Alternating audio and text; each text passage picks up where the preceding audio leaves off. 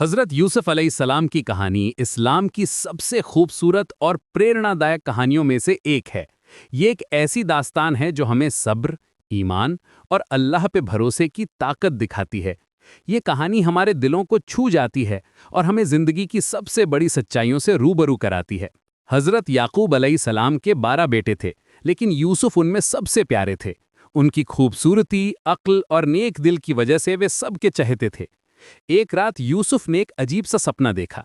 उन्होंने देखा कि 11 तारे, सूरज और चांद उनके सामने सजदा कर रहे हैं। यह सपना इतना साफ और चमकदार था कि यूसुफ को लगा जैसे वे जाग रहे हों। जब उन्होंने ये सपना अपने अब्बू को बताया, तो हजरत याकूब समझ गए कि यह कोई साधारण सपना नहीं है। उन्होंने यूसुफ को समझाया कि यह सपना किसी को ना बताएं, खासकर अपने भाइयों को, क्योंकि वे जान गए थे कि अल्लाह ने यूसुफ के लिए कुछ बहुत बड़ा लिखा है। लेकिन यूसुफ के भाई उनसे जलते थे। वे देखते थे कि अब्बू यूसुफ से ज्यादा मोहब्बत करते हैं। ये जलन उनके दिलों में आग की तरह भड़कती रहती थी। दिन रात वे सोचते रहते कि कैसे यूसुफ को रास्ते से हटाया जाए। ये जलन धीरे धीरे बढ़ती गई और एक दिन उन्होंने एक बुरी साजिश रची। उन्होंने अपने अब्बू से कहा कि वे यूसुफ को अपने साथ खेलने के लिए ले जाना चाहते हैं। हजरत याकूब को कुछ अजीब लगा। उनका दिल कह रहा था कि कुछ गड़बड़ है, लेकिन आखिर में वे मान गए।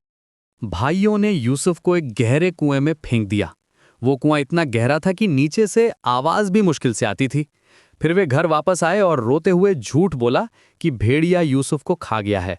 उन्होंने यूसुफ के कपड़े पर जानवर का खून लगाकर दिखाया, लेकिन हजरत याकूब को यकीन नहीं आया।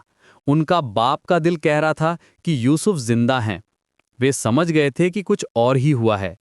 उन्होंने अल्लाह से दुआ मांगी और सब्र का दामन थामे रखा।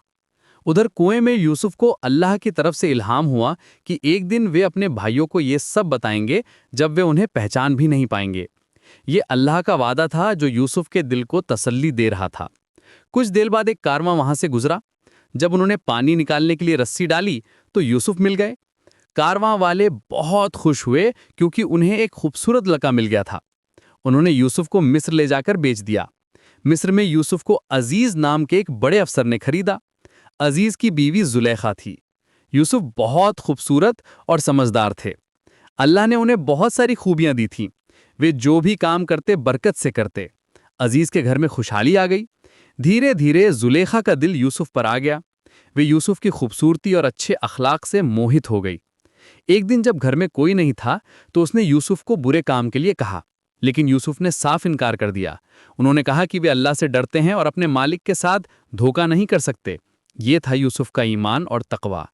जब यूसुफ वहां से भागने लगे तो जुलेखा ने उनका कुर्ता पकड़ लिया और वो पीछे से फट गया। ठीक उसी वक्त अजीज घर आ गया। जुलेखा ने झूठ बोला कि यूसुफ ने उसके साथ बुरा करने की कोशिश की है, लेकिन जुलेखा के रिश्तेदार ने समझाया कि अगर कुर्ता आगे से फटा होता तो जुलेखा सच कह रही होती, लेकिन पीछे से फटा है तो यूसुफ सच्चे हैं। सच्चाई सामने आ गई। फिर भी यूसुफ को जेल भेज दिया गया।